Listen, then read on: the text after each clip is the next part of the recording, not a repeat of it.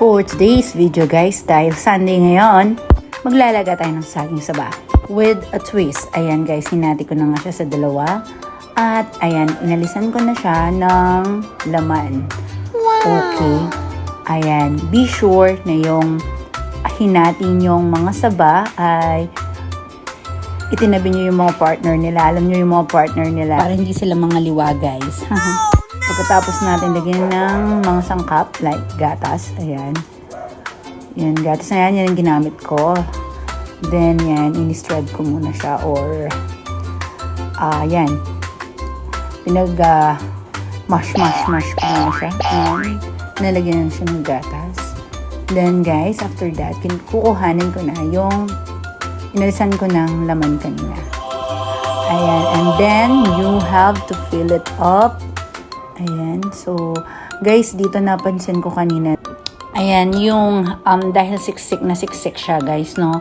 Yung ibang mga saging na balat, hindi ko na siya nalagyan kasi sobrang siksik na niya. Kung 8 yan guys, magiging 7 na lang siya kasi if you fill up mo talaga siya ng siksik yan. So, ayan, para mas masarap, binalit ko nga siya ng saging na dahon. Ayan, at pinantali ko yung mga dahon ng buko sa aming likuran. Ayan guys, kailangan lang nating ubusin to guys para walang masayang. Ayan, so sisimutin natin to guys, lahat ng ating mga mix kanina.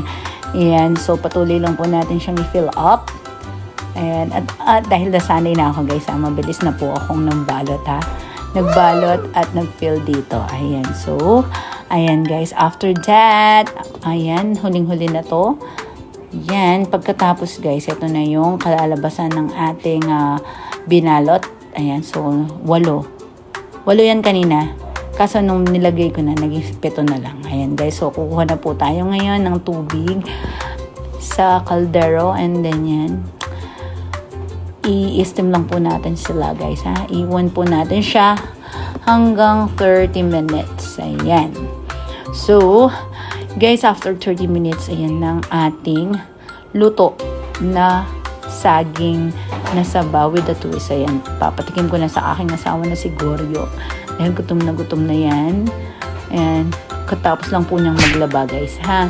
Ayan, so titikman na niya ang aking recipe. Ayan po. Ayan, so yummy. Ayan guys, gawa na po kayo niyan.